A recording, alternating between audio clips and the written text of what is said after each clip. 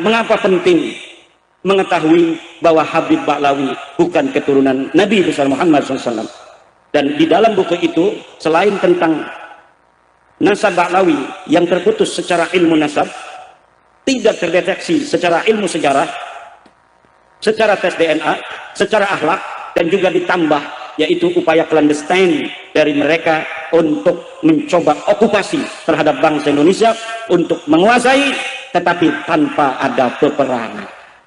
Dan analisa ini ilmiah karena kami berbasis data dan fakta. Tidak ada satu klaim dari kami tanpa ada referensi. Semua klaim kami yang ada di kitab itu semua berbasis referensi, fakta dan data. Rukun iman dan rukun Islam, tetapi dia tidak membawa-bawa nama Islam. Silahkan saja Anda membuat agama baru seperti agama Sikh di India, agama Druz di Timur Tengah.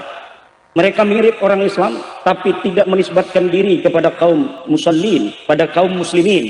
Maka itu tidak akan kita ome-ome. Tetapi apabila mereka mengaku keturunan, bukan keturunan dulu, mengaku beragama Islam saja, tetapi ajarannya tidak sesuai dengan Al-Quran, ajarannya tidak sesuai dengan Al-Hadis, dengan rukun iman yang telah mujma' alaih, dengan rukun Islam, maka apabila mereka menisbatkan dirinya kepada Islam, maka wajib bagi negara untuk terjun, untuk turun tangan, menetapkan bahwa ajaran dan aliran itu adalah aliran sesat dan menyimpang dan tidak boleh lagi membawa nama-nama Islam. Ini aturan konstitusional yang kita sepakati di negara Pancasila, negara Kesatuan Republik Indonesia, tanah warisan dari nenek moyang kita yang kita cintai. Al-Mu'ahadah Al-Wataniyah yang telah tadi disinggung oleh Gus Baris adalah kesepakatan leluhur kita, para pejuang-pejuang bangsa tahun 1945 untuk mencari format yang paling ideal untuk bangsa Indonesia yang heterogen, dari suku, dari agama. Apa format Mu'ahadah Wataniyah yang paling tepat untuk bangsa kita di dalam mengikat persatuan dalam sebuah bangsa yang kita ingin bersama-sama untuk membangun bangsa dan negara ini? Tidak ada lagi yang paling tepat adalah selain dengan apa yang telah disepakati oleh leluhur kita, para pejuang-pejuang Gepanding Pader waktu itu tahun 1945, kecuali adalah negara Republik Indonesia dengan 4 pilar Pancasila, Undang-Undang Dasar, Bhinneka Tunggal Ika, dan NKRI, Negara Kesatuan Republik Indonesia. Bagi kita warga Nahdlatul Ulama, kita santri, ini sudah mendarah daging.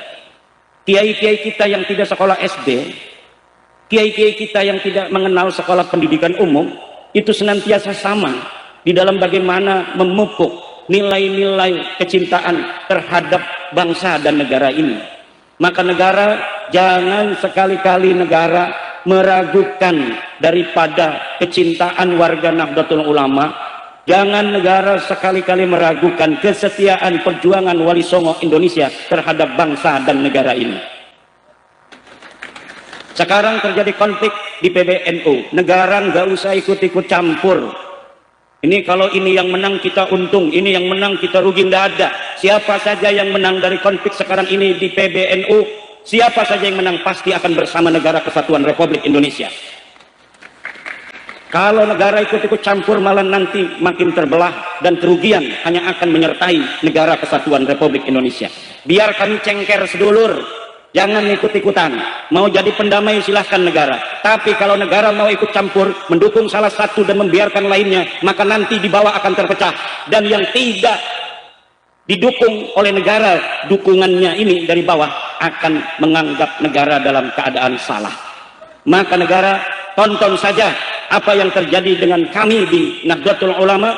Ketika terjadi dinamika internal, siapa saja yang menang pasti kami bersama Negara Kesatuan Republik Indonesia. Yang satu memecat ketua umum, yang satu memecat sekjen.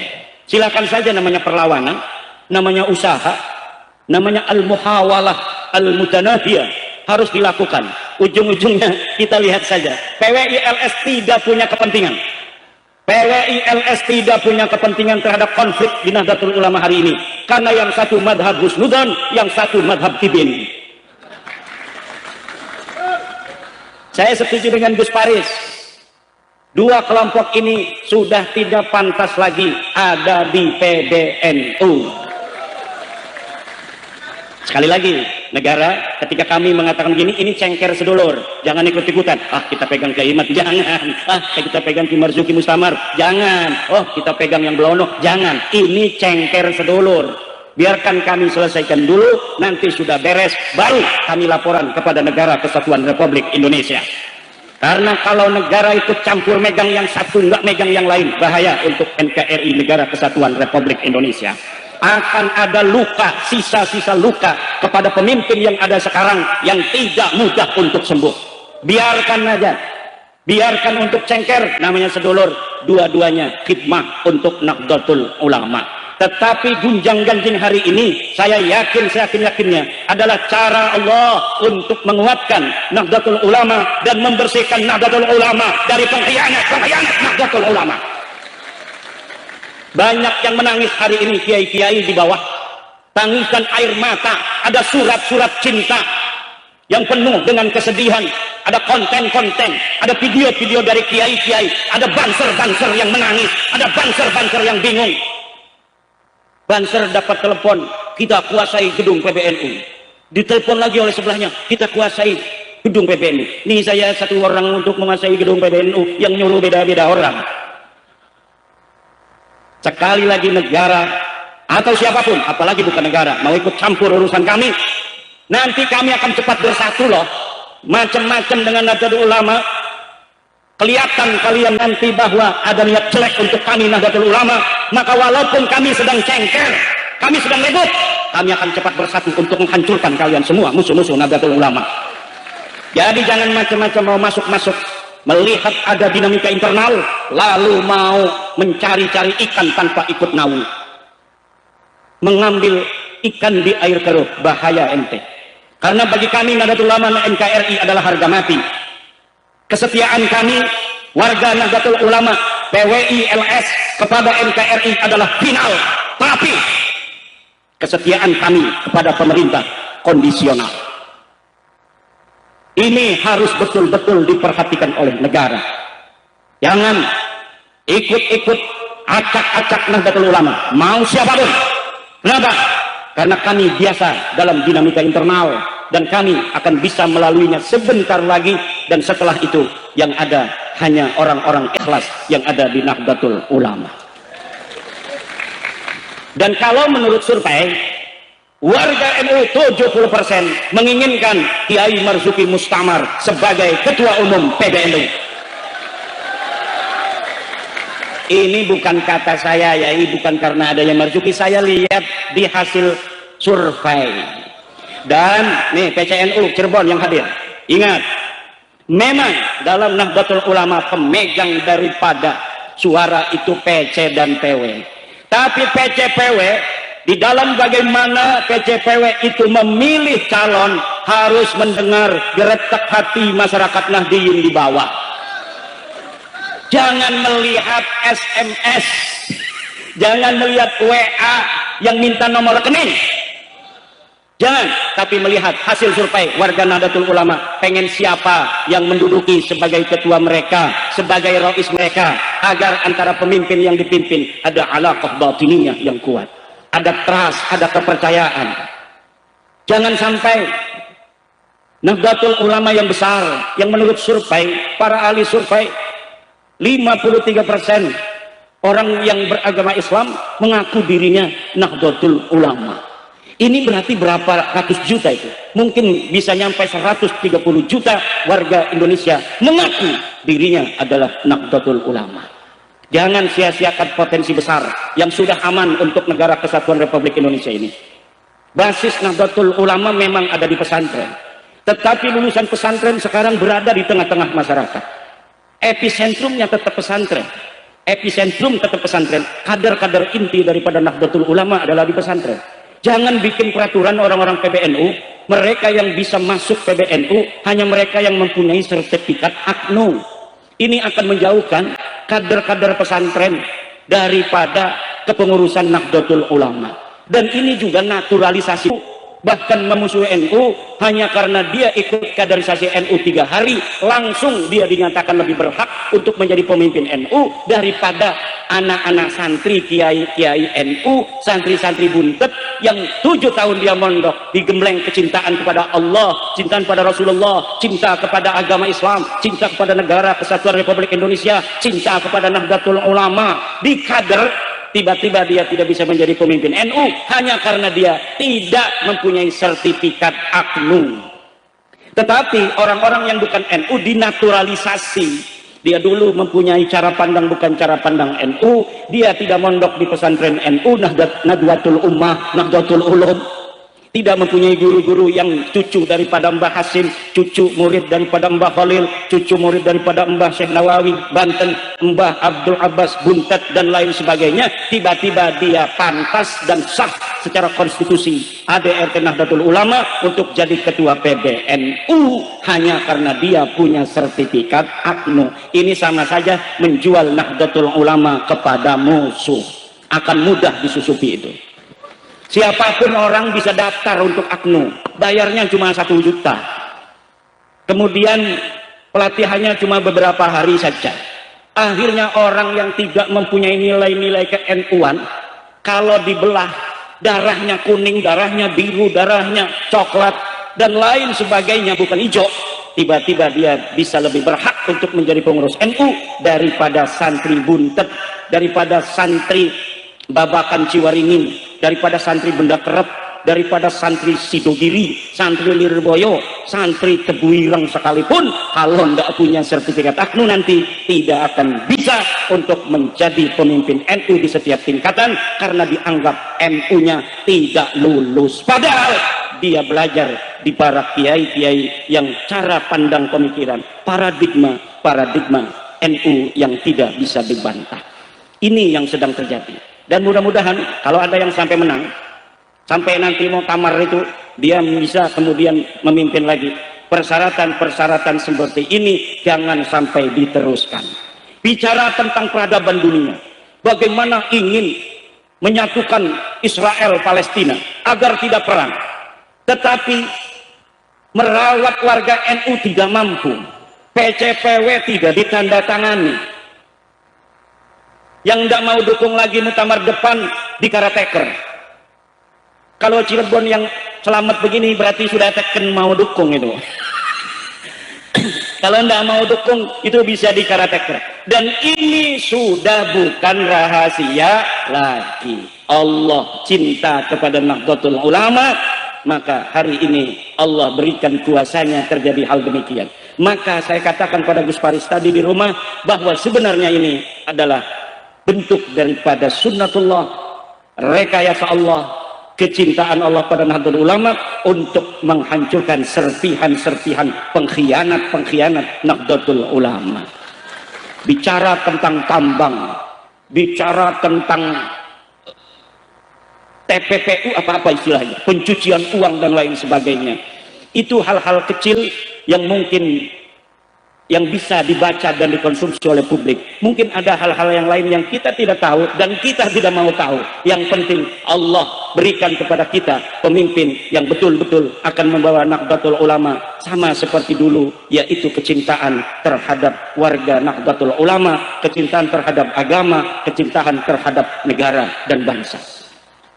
Ormas Islam yang berpikir bukan hanya untuk warganya sendiri, bahkan bukan hanya berpikir tentang orang yang seagama.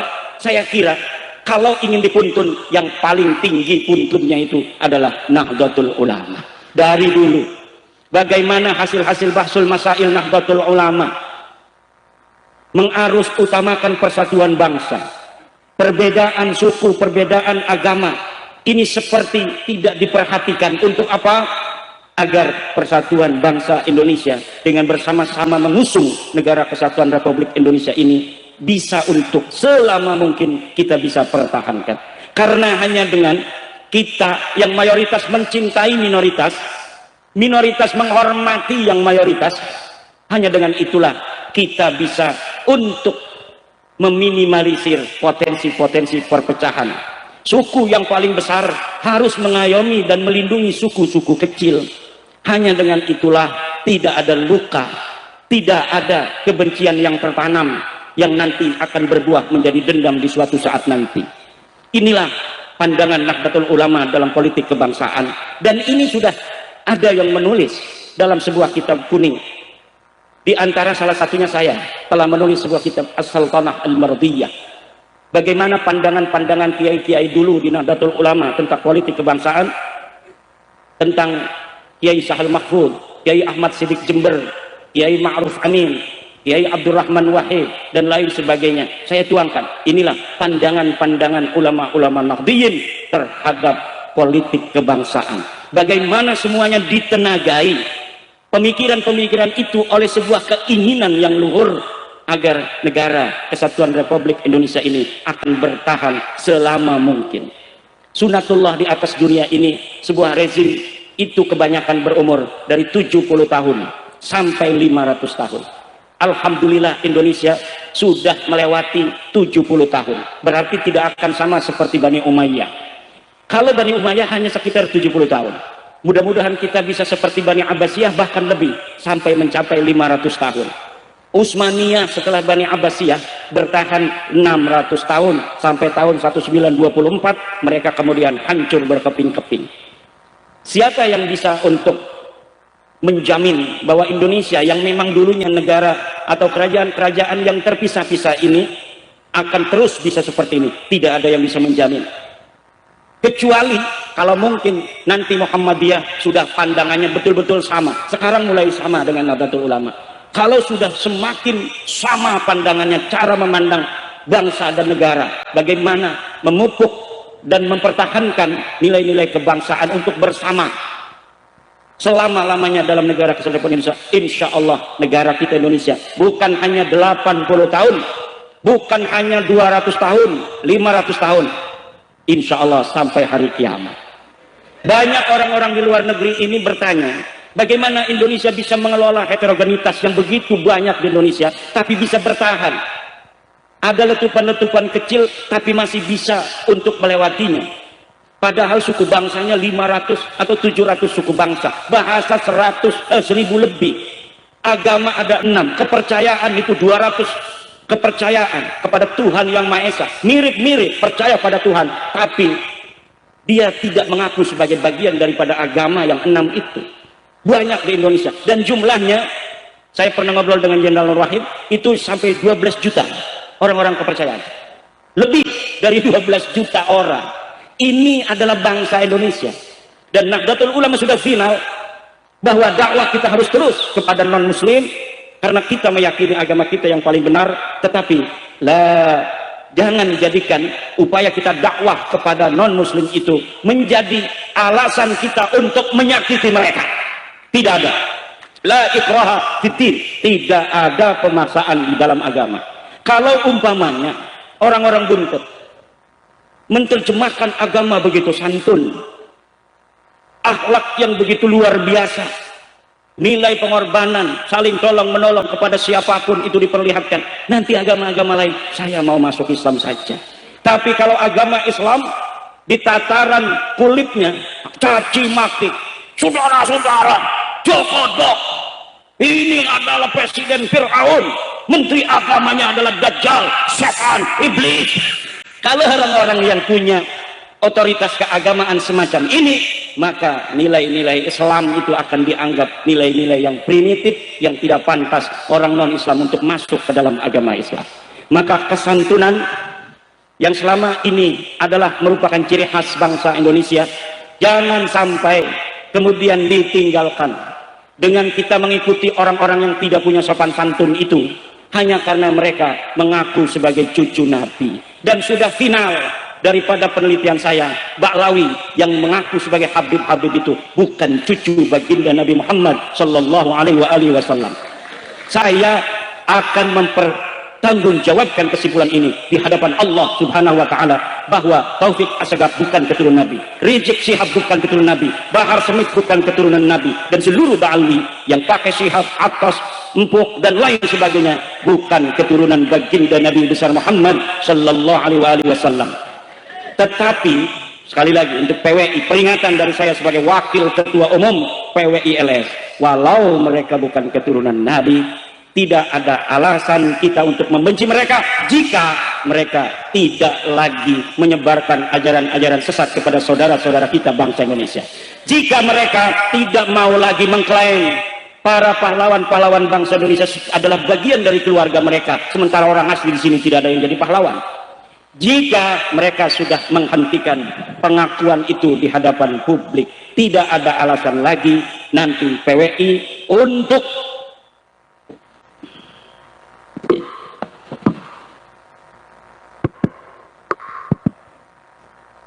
terus berfokus bicara tentang mereka.